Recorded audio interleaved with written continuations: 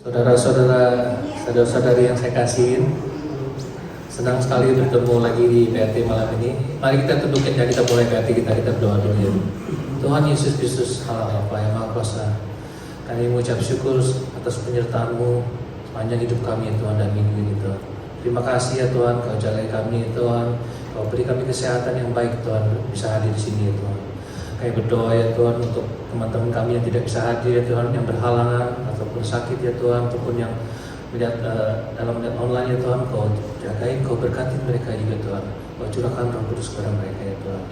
Tuhan, sekali lagi ya Tuhan, kami berdoa ya Tuhan untuk kekumpulan gereja kami Tuhan, dan Christmas yang kami akan adakan Natal ini Tuhan, semoga semua berjalan dengan lancar ya Tuhan. Semoga dapat banyak datang jiwa-jiwa ya Tuhan, dan semua acara-acara akan berjalan dengan bagus ya Tuhan. Kami berdoa juga Tuhan, yang hujan yang akan turun ya Tuhan, kami percaya Tuhan, Engkau Allah yang luar biasa Tuhan.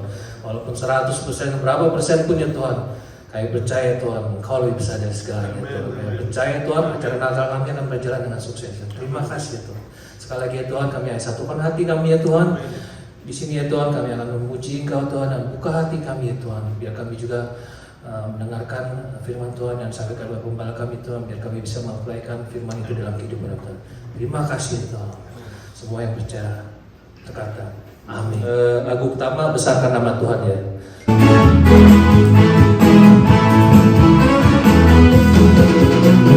Besarkan nama Tuhan, pujilah Dia, kemurahannya besar, tiada terkira. Aku tak dapat balas betapa besar kasih-Nya.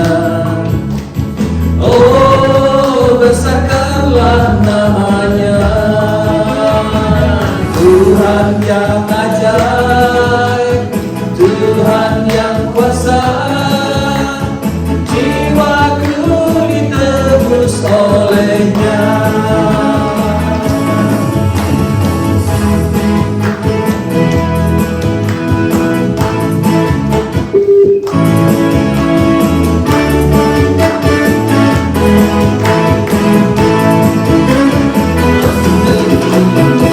Besarkan nama Tuhan, pujilah Dia, kemurahannya besar, tiada terkira. Aku tak dapat balas betapa besar kasih-Nya. Oh, besarkanlah namanya, Tuhan yang ajaib, Tuhan yang kuasa, Tuhan yang menolong hidupku. Haleluya. Tuhan yang ajaib, Tuhan yang kuasa, jiwaku ditebus oleh-Nya.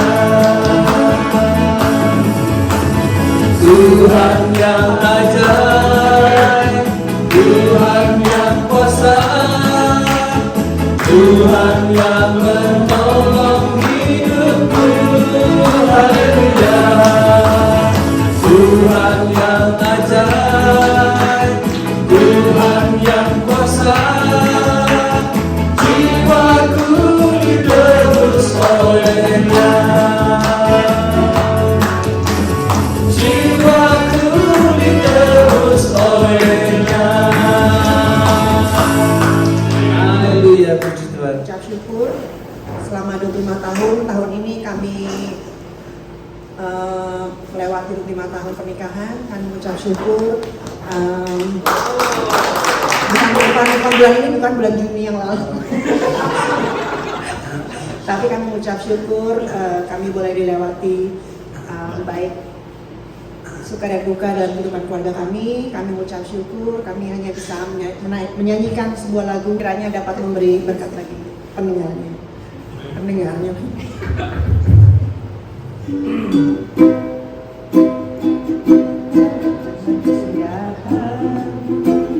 Kasih setiamu Tuhan selalu baru dapat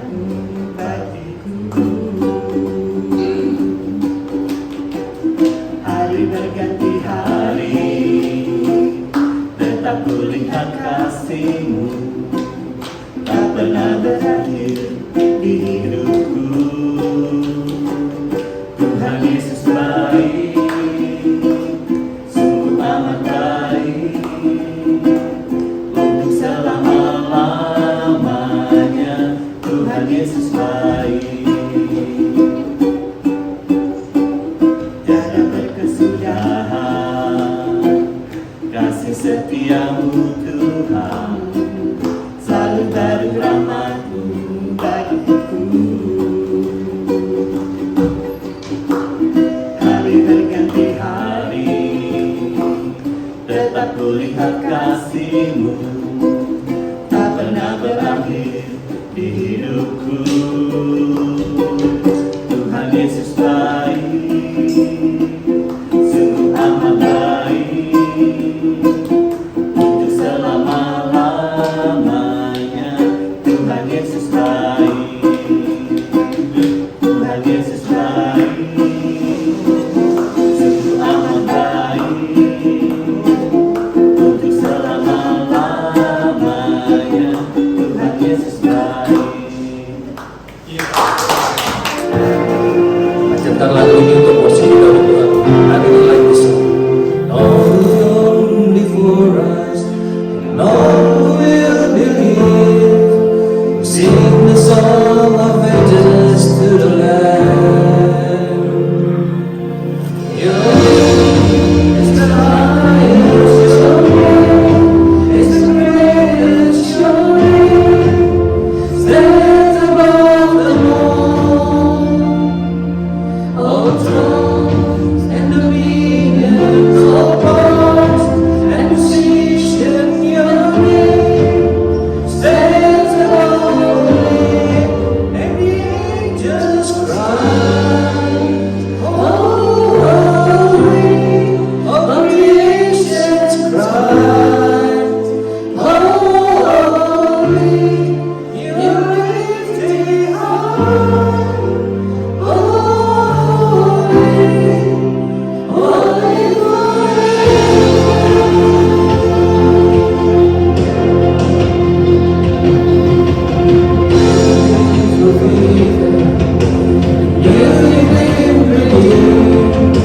Sing the song forever to the Lamb.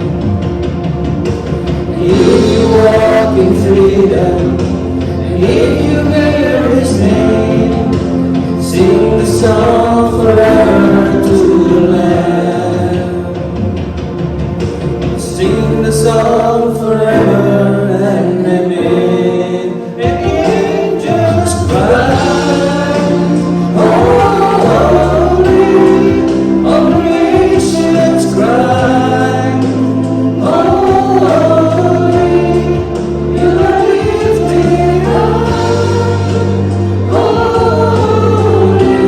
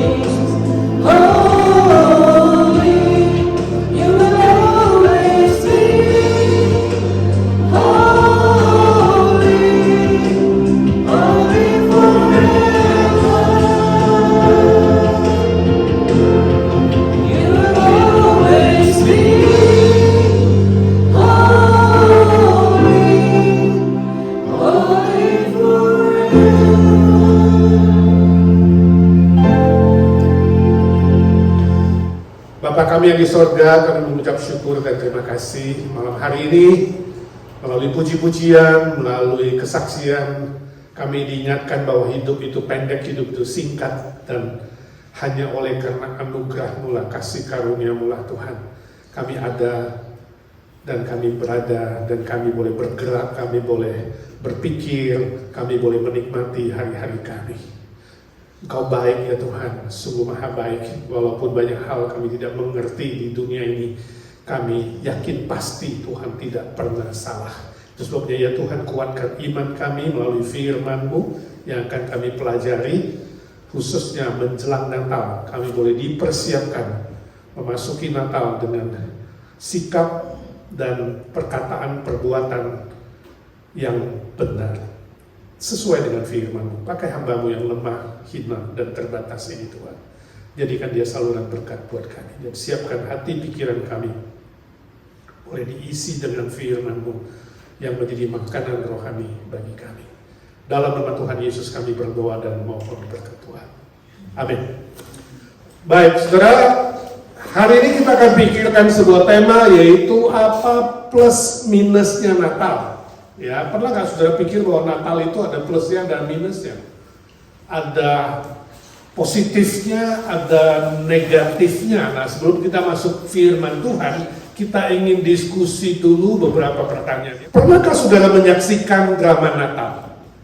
Saya yakin saudara yang merayakan Natal pernah menyaksikan drama Natal, atau saudara pernah melihat kartu Natal atau menerima kartu Natal. Kira-kira apa yang saudara lihat di dalam kartu itu atau di dalam drama Natal itu? Apa yang saudara saksikan? Apakah malaikat yang menyanyi gegap gempita? Apakah gembala yang penuh sukacita? Apakah itu orang Majus yang membawa hadiah-hadiah? Atau Yusuf dan Maria yang berbahagia?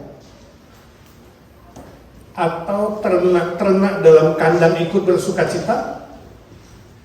Pernah nggak lihat Raja Herodes yang marah besar dalam drama atau dalam kartu? Atau pernah nggak saudara melihat Yusuf dan Maria kelelahan dan ketakutan di musim Natal pertama itu, di masa Natal pertama itu? Atau saudara melihat yang lain? Coba ada yang mau share, cerita nggak, sharing satu atau dua? Nah, ketika saudara menyaksikan cukup banyak gambar-gambar itu atau event-event itu, apa yang muncul di pikiran saudara? Hal yang negatif atau yang positif? Kebanyakan orang melihat Natal itu adalah hal yang positifnya atau negatif juga ada. Pernah kepikiran bahwa Natal itu tidak hanya positif tapi juga negatif.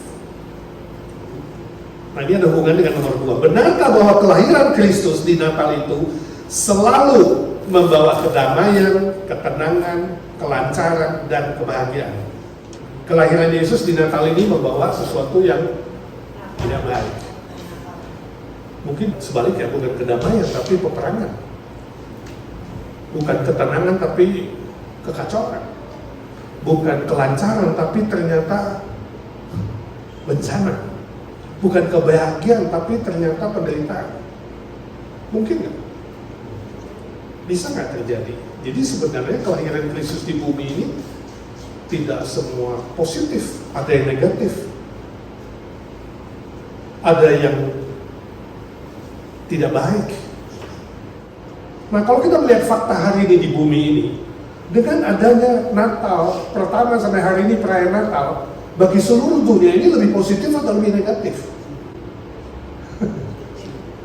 Ya kan? Ternyata masa Natal itu ada teroris misalnya, ada pembunuhan, ada peperangan, menambah kebencian, ya, menambah permusuhan, lebih rakus manusianya, betul nggak? Lebih komersil. Wah, ini kesempatan nih mengeruk duit yang orang-orang Kristen nih, bisnis ya, bisa positif bisa negatif juga. Ya. Nomor 3, Menurut saudara, apakah orang Kristen juga mengalami hal-hal yang buruk? Ini misalnya kecelakaan lah, bencana alam, sakit penyakit, kemiskinan, dan penderitaan lainnya. Apakah selalu harus mengalami hal-hal yang baik?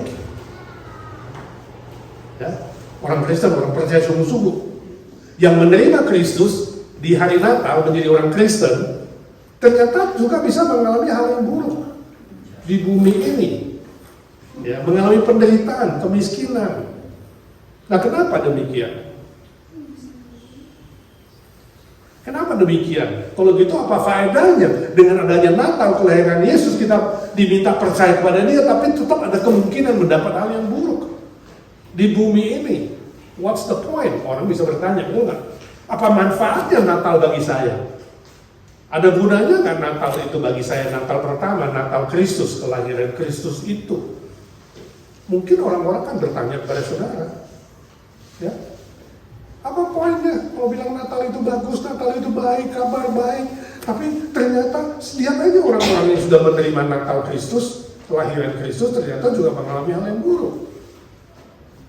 Nah, sebagai orang percaya kan saudara harus bisa jawab, why? Kalau orang bertanya kenapa demikian, kembali lagi kepada akar masalah pertama, ya, yaitu masuknya dosa ke bumi ini. Jadi masuknya dosa ke bumi ini menghasilkan penderitaan, kesusahan, sakit penyakit, bencana alam, ya, dan lain-lain, kejahatan. Bukan karena kelahiran Kristus menyebabkan adanya tadi hal-hal yang negatif, tapi akar masalahnya adalah dosa. Saya suka buat ilustrasi ini, sudah masih ingat kan? Rumah kita di seberang sana. Di seberang sana rumah kita, rumah Bapak di sorga. Untuk mencapai rumah di seberang sana, kita harus lewat sebuah lapangan besar atau sebuah wilayah yang besar yang disebut bumi itu.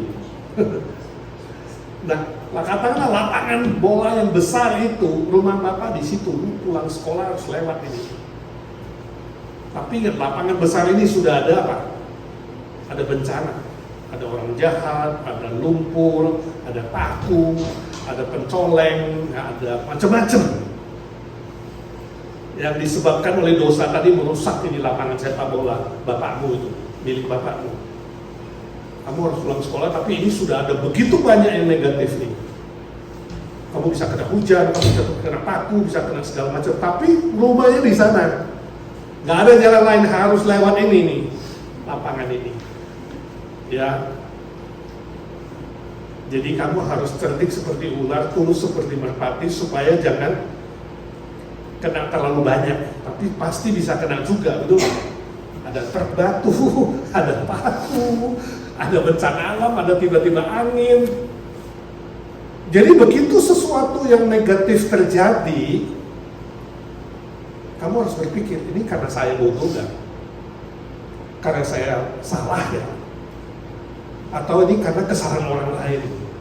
Atau ini karena alamiah? Atau ini karena musuh besar di godaan dunia, daya tarik? Atau karena iblisnya?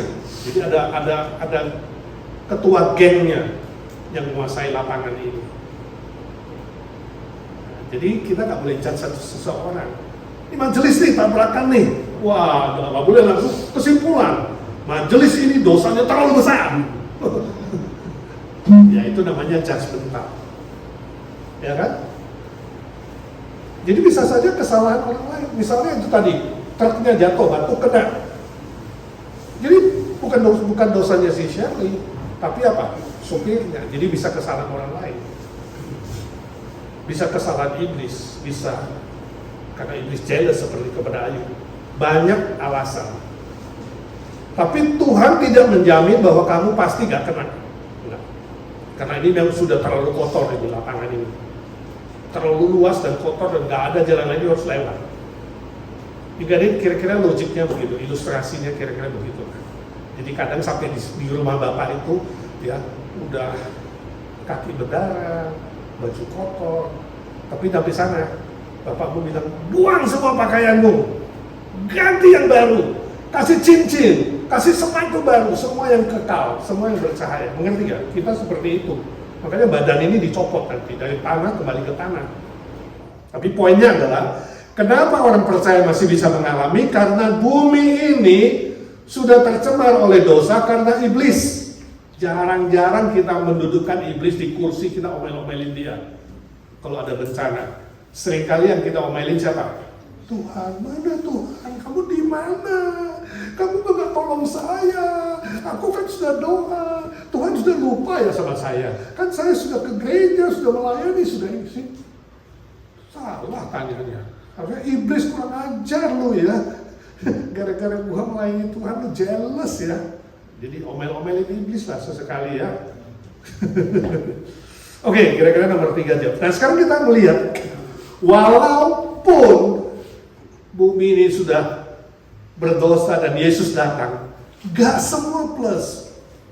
Ada minusnya Natal itu. Nah kita lihat beberapa ayat yang akan kita baca bersama. Lukas 2, Matius 2, ya.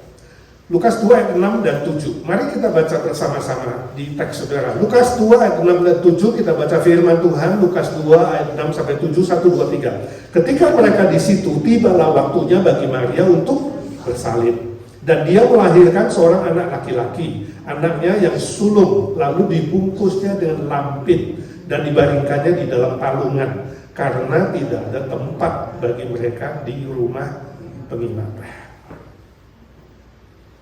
Lanjut, Matius 2, 13-14. Setelah orang-orang Majus itu berangkat, nampaklah malaikat Tuhan kepada Yusuf dalam mimpi dan berkata, bangunlah, ambillah anak itu serta ibunya, larilah ke Mesir, dan tinggallah di sana sampai aku berfirman kepadamu, karena Herodes akan mencari anak itu untuk membunuh dia. Maka Yusuf pun bangunlah, diambilnya anak itu serta ibunya malam itu juga, lalu menyingkir ke Mesir. Lalu ayat 19-23, 1, 2, 3. Setelah Herodes mati, nampaklah malaikat Tuhan kepada Yusuf dalam mimpi di Mesir, katanya, bangunlah, ambillah anak itu serta ibunya, dan berangkatlah ke tanah Israel, karena mereka yang hendak membunuh anak itu sudah mati. Lalu Yusuf pun bangunlah, diambilnya anak itu serta ibunya, dan pergi ke tanah Israel. Tetapi setelah didengarnya bahwa Arkelaus menjadi raja di Yudea menggantikan Herodes ayahnya, ia takut ke sana. Karena dinasihati dalam mimpi, pergilah Yusuf ke daerah Galilea. Setibanya di sana, ia pun tinggal di sebuah kota yang bernama Nazaret. Hal itu terjadi supaya genaplah firman yang disampaikan oleh nabi-nabi bahwa ia akan disebut orang Nazaret. Nah saudara, dari beberapa pembacaan ayat Alkitab ini kita menyaksikan Yusuf dan Maria yang bersama Yesus di Natal pertama, the first Christmas itu, ya, tidak mengalami hal yang positif saja, ada yang negatif, ada plus, ada minus di Natal yang pertama itu, betul nggak? Apa misalnya? Maria harus melahirkan di kandang hewan, itu negatif. Rumah penginapan pun nggak bisa menampung dia.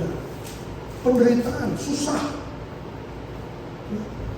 Malam pertama malam yang menyedihkan, boleh dibilang secara fisik, secara materi bagi Maria yang sudah hamil tua. Ya. Lalu harus mengungsi, lari, karena bayinya diancam dibunuh. Ini negatif. Herodes marah-marah, kemudian bukan hanya gak bisa membunuh bayi Yesus, membunuh bayi yang lain. Wow, jadi terorisme di malam pertama. Pembunuhan terjadi.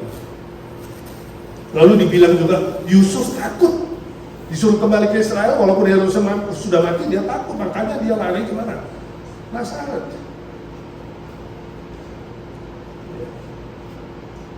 Jadi yang kita lihat di kartun Natal, di drama Natal, ya, itu memang ada sukacita sih, malaikat nyanyi, gembala-gembala senang, tapi juga ada yang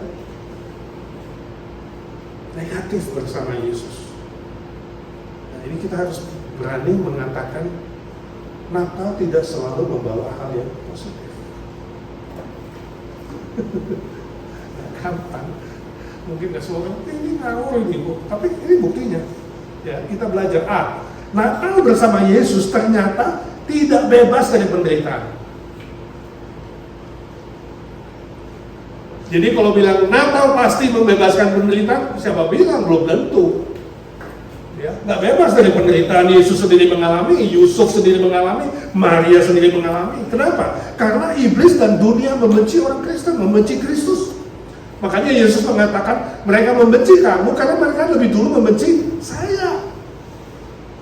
Jadi Yesus lahir Natal pertama itu iblis gak senang. Orang dunia gak senang, orang berdosa yang melawan Tuhan gak senang. Mereka membenci, bahkan sampai hari ini. Oh, banyak orang yang benci kalau orang Kristen merayakan Natal, betul kan? Karena mereka masih buta, belum mengerti, belum dibebaskan dari akar dosa. Jadi wajar dan sebagai orang Kristen kita harus berani mengatakan, aku menerima bahwa Natal tidak selalu plus, ada negatif. Sebab apa? Ada begitu banyak manusia yang masih membenci Kristus. Dan kalau dia membenci Kristus, pasti membenci orang Kristen. Iblis pun membenci dan jealous dan iri hati dan berusaha kalau bisa. Gak ada yang menerima berita kelahiran Juru Selamat itu. Jadi gak bebas, saudara. Natal bersama Yesus, walaupun tinggal bersama Yesus, Yusuf dan Maria bersama Yesus, ya. Jadi bersama Yesus nggak selalu nggak ada penderitaan, nggak bebas. Bisa ada tantangan, ada kesulitan, ada bahaya maut bahkan. Wow, luar biasa. Aplikasinya apa buat kita? Jangan percaya kepada Injil murahan yang menjanjikan berkat-berkat materi atau duniawi. Oh, percaya aja, pasti sukses, pasti lancar, pasti sehat, nggak pernah sakit. Bohong, itu Injil murahan, Injil sepotong, ya, Injil yang tidak lengkap, ya, atau Injil spekulasi yang menawarkan harapan kosong, atau disebut teologi menang sendiri, ya. Percaya aja Natal pasti nanti buat kamu berhasil deh, sakit sembuh deh, sukses bisnis lancar. Yang penting bapak atau ibu harus percaya sungguh-sungguh. Yakin nggak? Nanti saya doakan pasti deh sukses. Tahu-tahu nggak sukses, lalu pendetanya bilang apa? Habis, bapak ragu sih, kurang beriman. Jadi kalau sembuh, kalau sukses, kalau lancar, siapa yang hebat? Pendetanya, sebab dia doa. Nanti saya doain dia 3 hari 3 malam, ya, yakin. Yang penting, bapak itu harus lakukan kewajiban. Coba sudah berapa tahun kamu nggak perpuluhan? Apalagi udah dikaitkan dengan minta ini, minta itu, bahaya, sudah spekulasi. Kalau sukses, pendetanya hebat, sekali doa mantap, ya kan? Tapi kalau nggak berhasil, pendeta bilang, habis bapak ragu sih. Nah, jadi menang terus. Ini namanya teologi spekulasi, sudah. Hati-hati. Hindari Injil seperti ini. Hindari pembicara seperti ini. Hindari hamba Tuhan seperti ini. Ya, hindari Injil murahan. Kita harus berani mengatakan, mengikut Yesus ada harga yang harus dibayar. Mengikut Yesus ada konsekuensi, gak gampang. Kalau gampang itu Injil gampangan. Mengikut Yesus ada konsekuensi, harga yang harus dibayar. Tidak mudah, ya. Sebab keselamatan yang sejati itu pun berkorban tidak mudah, dan Kristus sendiri datang siap berkorban untuk kita. Pakai nyawa mahal sekali, ya, jangan macam-macam, mahal sekali, tidak mudah. Jadi kita harus benar-benar serius. Tuhan bilang, pilihlah jalan yang sempit. Di dunia ini cuma ada 2 jalan, ya kan? Matius pasal 7. Ada jalan yang sempit, ada jalan yang lebar. Pilih yang mana? Yang sempit, yang sulit. Pintu yang sempit menuju kepada kekekalan, yang lebar, yang banyak orang suka, yang mudah menuju ke kebinasaan. Jadi percaya Yesus, mengikut Yesus itu tidak selalu enak. Ini fakta yang harus kita kabarkan, ya. Itu sebabnya di Matius 10:16 Yesus bilang, kamu itu ibarat domba di tengah-tengah serigala. Oh, gak gampang, sulit sekali. Kamu harus cerdik seperti ular dan tulus seperti hikmat. Harus diterima. Menjadi orang Kristen seperti domba dikelilingi serigala. Jadi jangan menawarkan Injil gampangan dan murah. B. Natal bersama Yesus akan mendapat kekuatan sorgawi. Nah itu, walaupun Yesus tidak gampang, Tuhan berjanji menyertai orang beriman. Immanuel. Walaupun sulit, tapi dia sertai dan memberi kekuatan sorgawi dalam menghadapi berbagai tantangan itu, cobaan, ujian, penderitaan, termasuk bahaya maut. Tuhan janji di 1 Korintus 10:13 bahwa pencobaan dan ujian yang Tuhan izinkan tidak melebihi kekuatan. Kenapa nggak melebihi? Bisa nggak iblis punya kekuatan lebih besar dari manusia? Bisa nggak? Bisa. Tapi kenapa Tuhan tidak mengatakan tidak melebihi kekuatanmu? Sebab apa? Tuhan menambahkan kekuatan surga. Kekuatan kita cuma 5, iblis sudah mau coba 7, Tuhan tambahin lagi dari surga, sehingga jadi 8, jadi 9, jadi 10. Gak pernah iblis itu bisa melebihi. Selalu kita itu yang lebih besar. Sebab apa? Tuhan berikan kekuatan surga, dan dia sertai dalam perjuangan itu. Sehingga Paulus di dalam penjara, Filipi 4:13 dia katakan, segala perkara tanpa kecuali dapat kutanggung di dalam Kristus yang memberi kekuatan kepadaku. Oh, pasti lebih berat dia, ya, di penjara, disiksa, diejek, diperlakukan tidak adil, ya, menderita berat. Siapa yang bisa nahan kalau tidak ada kekuatan dari surga?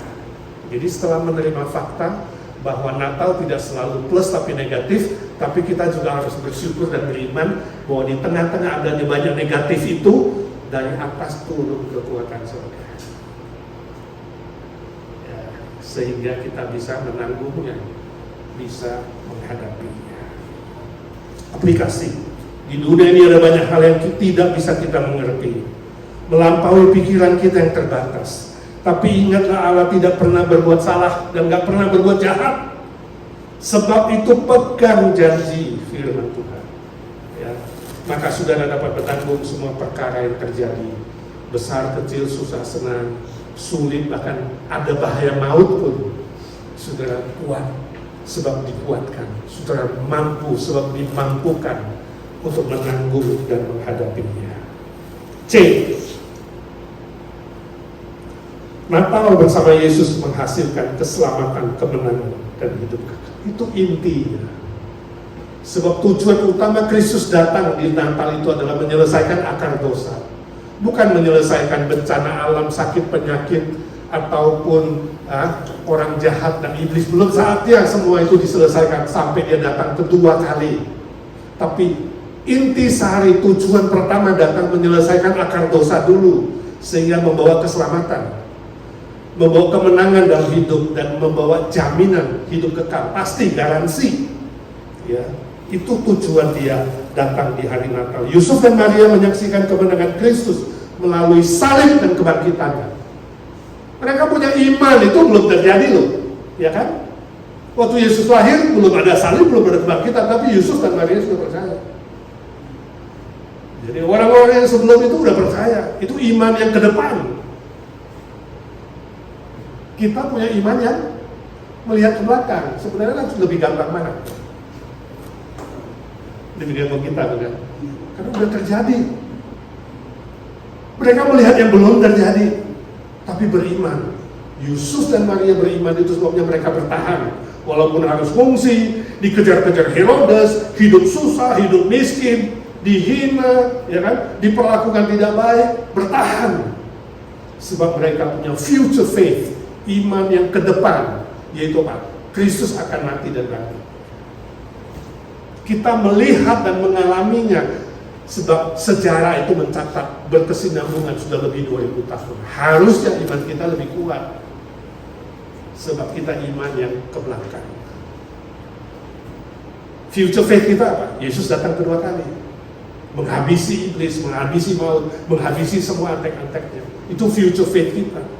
Dan kita ada past faith-nya, yaitu apa? Yesus sudah menang, mengalahkan kuasa iblis, kuasa maut, dan kuasa dunia ini.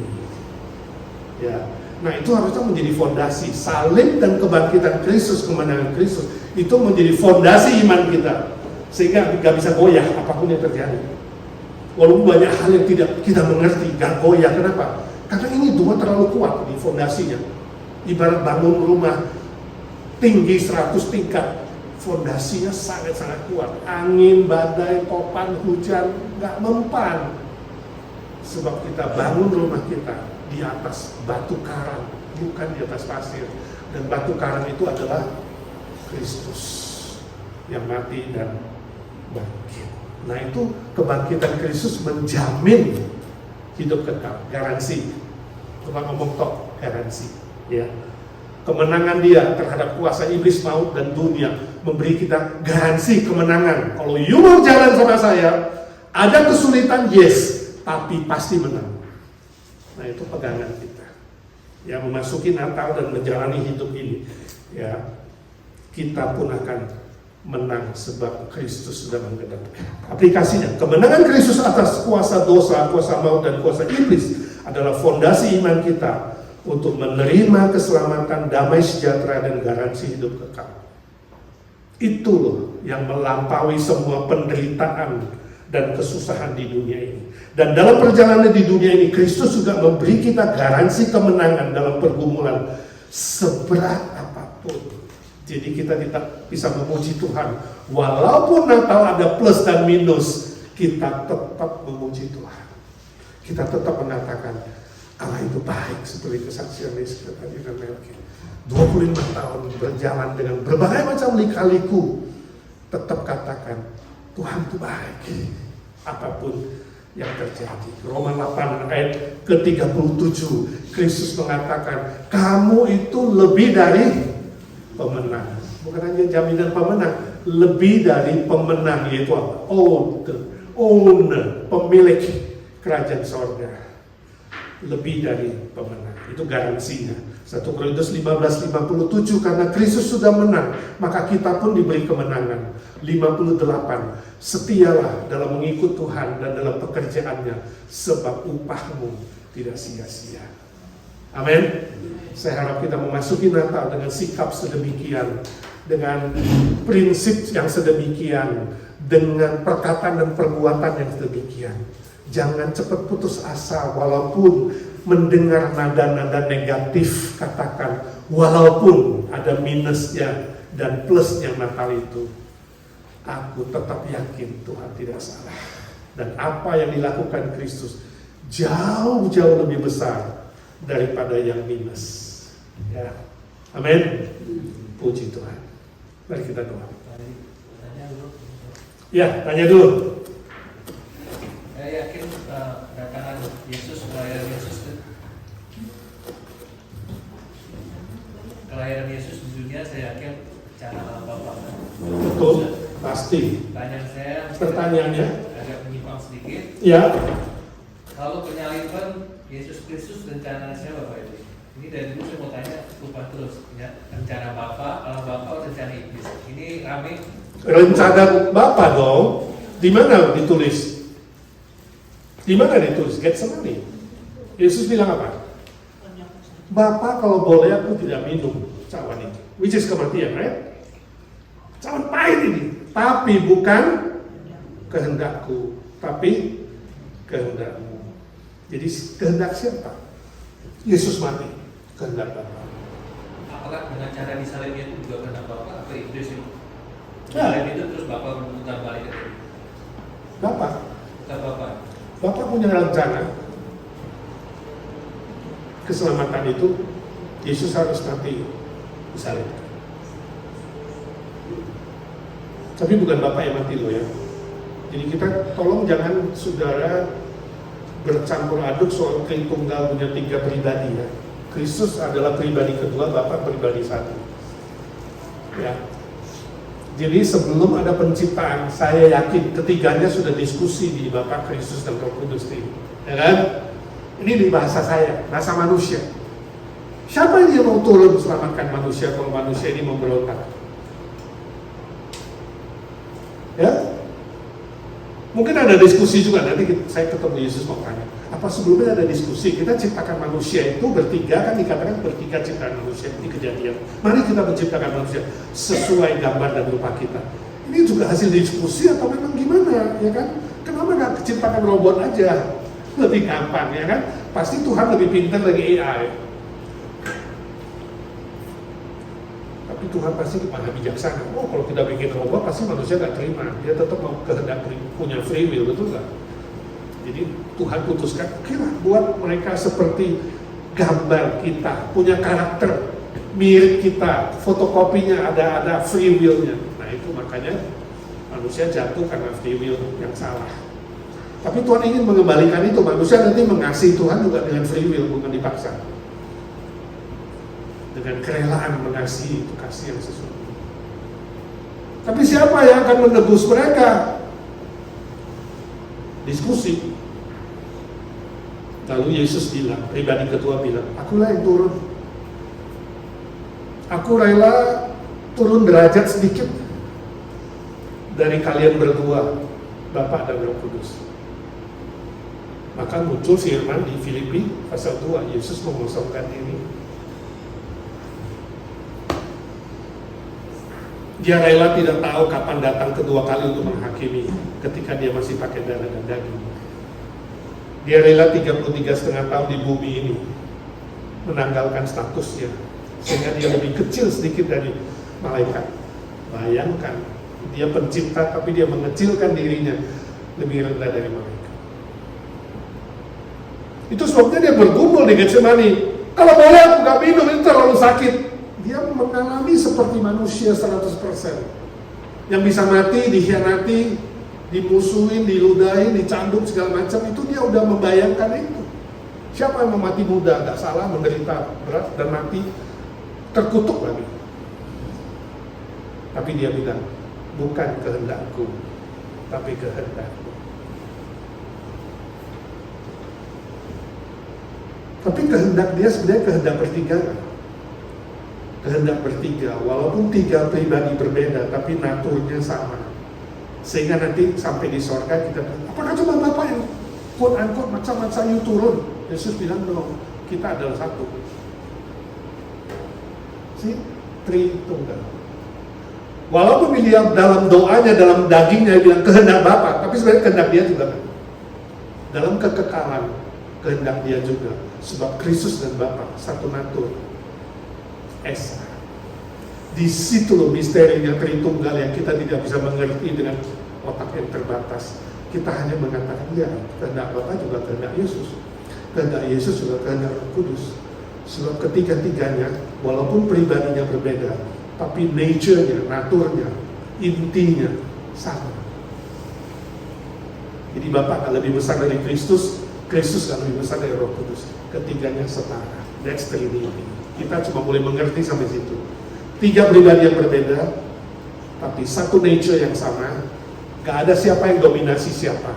Sama kekal, sama baik, sama kuasa, sama segala-galanya dalam sifat, tapi bedanya di pribadi. Hanya Kristus yang turun. Makanya dia bisa berdoa, Bapa kami yang di sorga. Jadi Yesus gak berdoa untuk pada dirinya sendiri. Dia bicara dengan Bapa. Dia naik, Roh Kudus turun. Jadi sekarang Roh Kudus yang tinggal di dalam kita, memimpin dan menghibur kita. You see, that kind of understanding, mengenal Allah yang sedemikian, itu menguatkan kamu dalam mengerti semua teologi. Itu basicnya. Masih bingung ya? Di mana bingungnya? Gak tahu, tapi masih bingung. Ya, no problem. Kehendak apa? Yes. Kehendak Kristus? Yes. Dalam natur. Ya, so why? Kemarin saya baru diskusi dengan satu orang soal teologi takdir. Dia masih percaya takdir. Semua sudah ditentukan. Saya bilang, are you sure? Kembali lagi, ya kan? Apakah Adam dan Hawa jatuh ditentukan? No. Tuhan tahu, tapi bukan ditentukan. Bapakmu tahu kalau kamu ngebut pasti tabrakan, tapi bukan bapakmu tentukan kamu tabrakan. Nah itu yang manusia kadang tidak mengerti. Karena dia dipecat dari satu perusahaan. Kemudian dia yakin dia dapat kerjaan baru dan nanti bisa jadi bos. Saya bilang, kalau you jadi bos yang pecat kamu sekarang ini berjasa. Ya, kalau saya nggak dipecat sama dia, mana mungkin saya sekarang berhasil jadi bos. Itu Tuhan udah tentukan dan planning bahwa suatu hari bos saya akan pecat saya, tapi karena dia pecat saya, makanya saya jadi naik tingkat. Saya bilang, Yudas mengkhianati Yesus. Yesus mati, ditangkap, menggenapkan keselamatan. Jasanya siapa? Jasa Yudas. Dia bilang, dia bilang, mungkin jasa Yudas. Saya bilang, yang jahat tetap jahat. Yang jahat gak boleh dapat kredit. Bukan kredit Yudas, bukan kredit bosmu. Kamu itu bisa jadi bos, tapi kredit Tuhan Yesus. Itu reform teologi yang kita hafal setiap kali di balik mimbar setiap pelayanan. Sebab segala sesuatu adalah dari Dia, kepada Dia, bagi Dialah kemuliaan selama-lamanya. Christocentric teologi. Teologi yang berpusat pada Kristus. Segala sesuatu dari Kristus, milik Kristus, dikembalikan kepada kemuliaan Kristus. Kamu sukses, jasanya Kristus. Kamu berhasil, jasanya Kristus, bukan bos kamu. Yang salah tetap salah, yang benar tetap benar. Lebih dari itu datangnya dari si jahat. Ya bilang ya, tidak bilang tidak. Lebih dari itu dari iblis. Dia baru manggut-manggut. Ini perlu dipikir. Itu reform teologi. Itu Injil. Di luar itu bukan Injil. Jadi Injili bukan, kalau Injili itu ya Pak, kalau kebaktian itu kita hafal doa Bapak kami, doa pengakuan iman, bukan itu. Apakah seluruh aspek hidupmu berpusat pada Kristus? Itu Injili, itu Christocentric, itu reform theology. The center of your life, all aspects, is Christ Jesus alone, not yang lain. Saya harap itu memberi sedikit insentif. Setiap kali berpikir Kristus, tanya, pikiran saya udah ditebus Kristus belum? Perasaan saya udah ditebus Kristus belum? Lidah saya udah ditebus Kristus belum? Perbuatan saya udah ditebus Kristus. Sebab penebusan itu bukan roh saja, tapi seluruh aspek. Itu sebabnya Alkitab mengatakan, barang siapa di dalam Kristus, dia adalah ciptaan yang baru. Yang lama sudah berlalu, yang baru sudah datang. Cek, Kristen asli bagaimana Pak? Dia tanya, Kristen asli, kamu cek. Saya bilang, asli itu berarti kamu ada perubahan. Lidahmu, sikapmu, attitude-mu, itu lebih mendekat kepada Kristus. Karena kita ditebus itu bukan hanya roh, lidah kita ditebus, perasaanmu, ya, pikiranmu lebih mendekat kepada Kristus dan kebenarannya, bukan kepada dunia. Nah ini spektrum rohani harus dilihat. Kamu ke kiri lebih ke neraka, atau kamu lebih ke surga? Kamu lebih kepada iblis apa lebih kepada Kristus? Ini spektrumnya. Kalau ini nggak ada, mati, belum lahir baru. Sebab apa? Pohon plastik nggak pernah bertumbuh, karena spektrum dinamikanya nggak ada. Pohon yang tidak hidup, pohon plastik segitu-gitu terus 10 tahun. Makanya ada orang kayak 10 tahun gitu-gitu terus cetek. Kita jadi curiga, ini udah lahir belum? Bayi lahir kan minta susu lah, minta kue lah, minta roti lah. Ini udah 10 tahun, panada aja nggak tahu. Ya kan harus tahu panada dong, betul nggak? Harus tahu makanan enak dong, ya kan? Udah umur 5, umur 7 minta ikan pindang dong. Tapi kalau apapun nggak mau, jadi orang Kristen apapun nggak mau. Ya kita jadi tajam dong, nggak mau, nggak bisa. Baca kita nggak mau, ke gereja juga enggak, ini juga enggak, itu juga enggak. Ini Kristen opo, kan begitu kan? Kita bukan menghakimi. Tapi sebagai bayi rohani kita tanya, ini bayi beneran atau bayi boneka? Nah itu, bagi saya simple sebenarnya to understand firman Tuhan. Segala sesuatu dari Dia, oleh Dia, kepada Dia. Bagi Dialah Kristus, kemuliaan selama-lamanya. Jangan pernah muliakan diri sendiri. Ini karena saya hebat, saya sukses, saya. You don't understand the Christian. Oh ini karena bos saya, karena no, you don't understand. Harus karena Dia, kemuliaan bagi nama Tuhan. Mari kita berdoa. Bapa di sorga, terima kasih untuk firman Tuhan hari ini. Ajar kami mengerti jelas bahwa seluruh hidup kami yang sudah ditebus Kristus harusnya berpusat pada Kristus. Seluruh aspek. Kami bersyukur Tuhan Yesus Kau menebus seluruh aspek hidup kami, sehingga kami boleh terus memuliakan Tuhan. Apapun yang terjadi plus minus dalam setiap perjalanan hidup kami yakin Tuhan, Engkau menyertai, Engkau memberi kekuatan surgawi, sebab kami telah memiliki kepastian keselamatan, damai sejahtera, dan jaminan hidup kekal. Kuatkan kami ketika lemah, Tuhan. Engkau sering ingatkan kami ketika kami lupa, supaya kami terus bertumbuh makin dewasa di dalam Tuhan. Terpuji nama-Mu Tuhan Yesus. Berdoa bersyukur dalam nama Tuhan Yesus, Juru Selamat kami hidup selama-lamanya. Amin. Allah kuasa melakukan segala perkara. Allahku maha kuasa. Dia ciptakan seisi dunia, segala masa. Allahku maha kuasa. Kami bersyukur ya Bapa di sorga, yang kami kenal dalam nama Tuhan Yesus Kristus. Kau Allah yang maha kuasa, yang rela datang ke dunia ya Tuhan. Kau jadi manusia seperti kami, hanya tidak berdosa. Sebab itu Kau bisa menggantikan kami orang-orang berdosa. Terima kasih Tuhan Yesus untuk kehadiran-Mu. Kami juga diberi hak istimewa boleh berdoa, memohon dengan ucapan syukur, mengungkapkan semua pikiran, perasaan kami, semua karena anugerah-Mu Tuhan. Kami boleh sebagai sebuah gereja, tubuh Kristus berdoa bersama-sama juga adalah anugerah-Mu. Jumat seperti ini ya Tuhan, kami saat ini ingin berdoa syafaat untuk saudara-saudara kami yang lemah tubuh dan yang sakit. Kami berdoa untuk saudari Cindy Dewanto di Indonesia yang kami dengar dia kena stroke mata. Tuhan Kau mengasihani dia. Kami berdoa di sini, Roh Kudus-Mu bekerja di sana, pulihkan oleh kuasa darah-Mu dalam nama Tuhan Yesus. Jamah dan sembuhkan dia Tuhan, agar dia terus bisa berbuah bagi kerajaan-Mu. Kami doakan Pak Andila Mendola yang kena Alzheimer. Tuhan kasihani dia.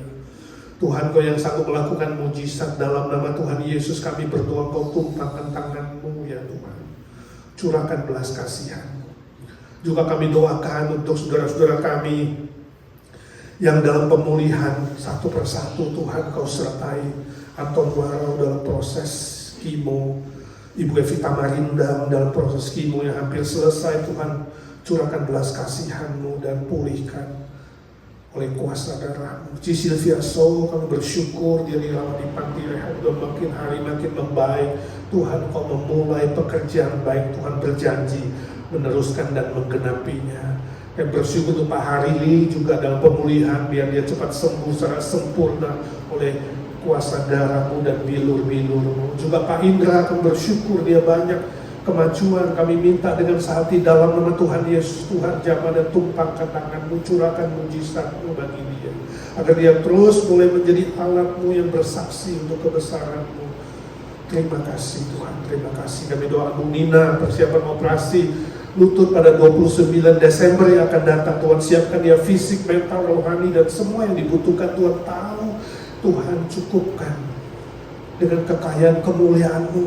Dan dengan mata iman kami melihat operasi sukses, dia lebih sehat dan boleh terus dipakai Tuhan bersama dengan Evan anaknya juga. Tolong mereka yang semua dalam pemulihan, ada Ciane, remaja kami Arthur Palar, Tuhan juga jamah dan sembuhkan secara sempurna. Adik Charlie, Tuhan Kau curahkan belas kasihan-Mu dan mujizat-Mu. Minggu ini dia akan dibaptis. Tuhan kuatkan iman dia yang sungguh-sungguh mau percaya, bersandar kepada Tuhan. Juga baby Noah yang masih satu titik di jantungnya, Tuhan kasihani, sembuhkan dia ya Tuhan oleh kuasa darah. Kami doakan para senior kami, Upo Wardana khususnya. Tuhan Engkau sendiri yang menyembuhkan dia dalam nama Tuhan Yesus.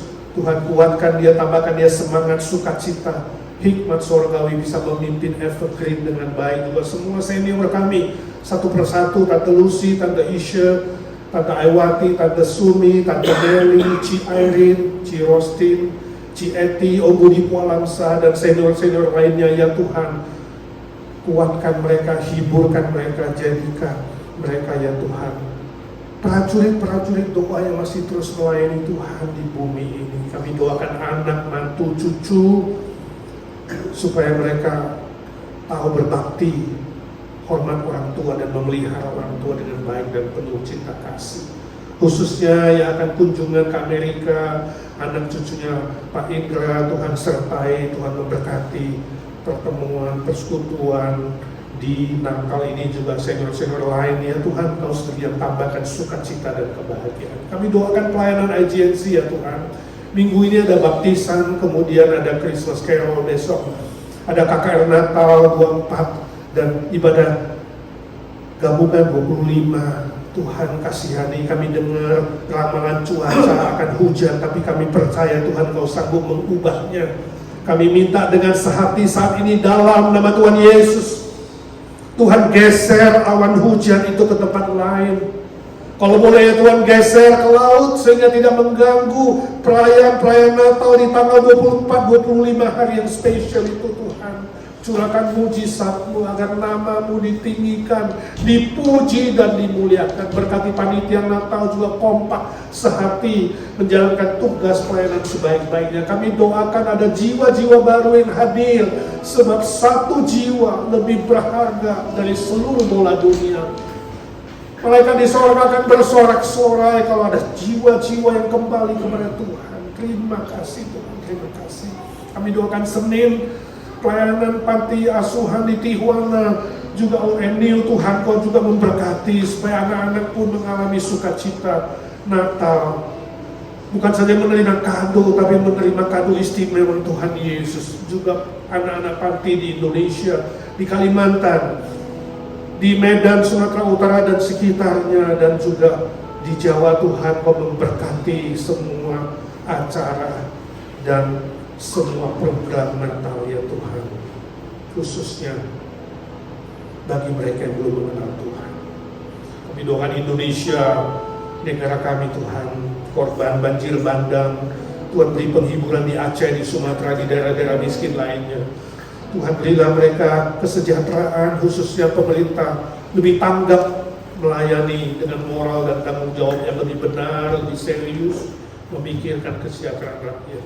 Kasihani Amerika ya Tuhan, beri kestabilan politik, ekonomi, keamanan, khususnya kebijakan imigrasi, dan ada kebangunan rohani dan moral, khususnya dari liberal yang begitu anti kekristenan, anti kebenaran, dan anti Kristus. Tuhan kasihani Amerika.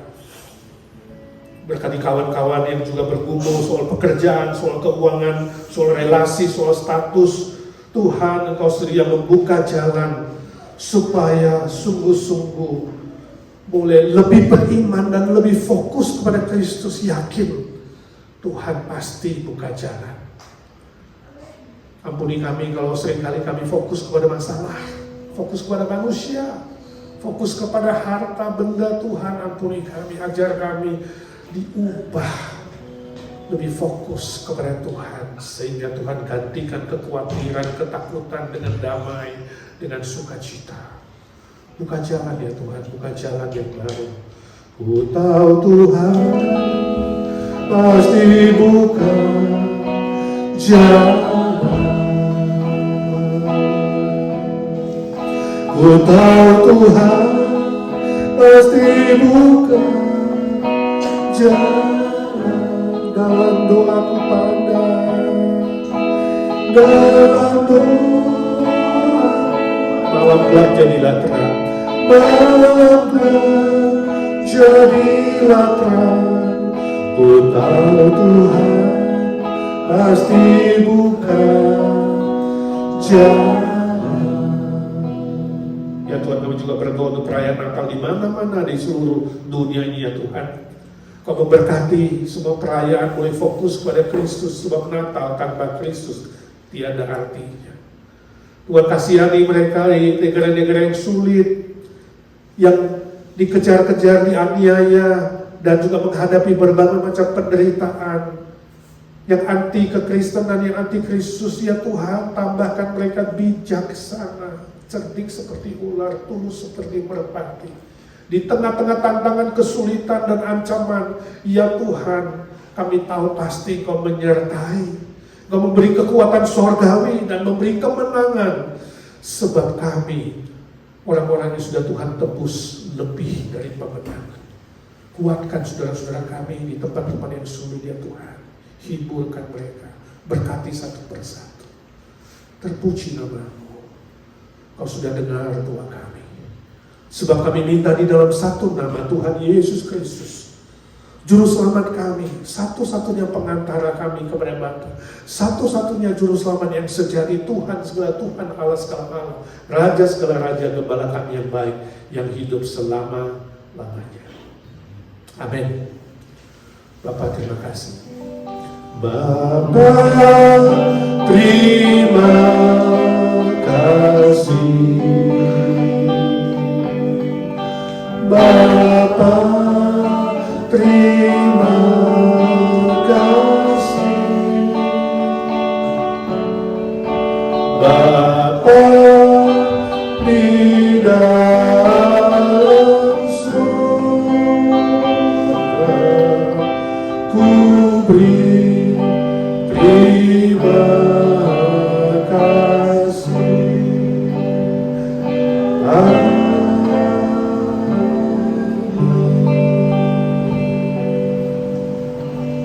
Amin. Saudara, minggu ini tetap ada ibadah live di gereja. Mari datang dan ajak teman-teman baru. Tema kita adalah, apakah Anda siap merayakan Natal? Tuhan memberkati saudara.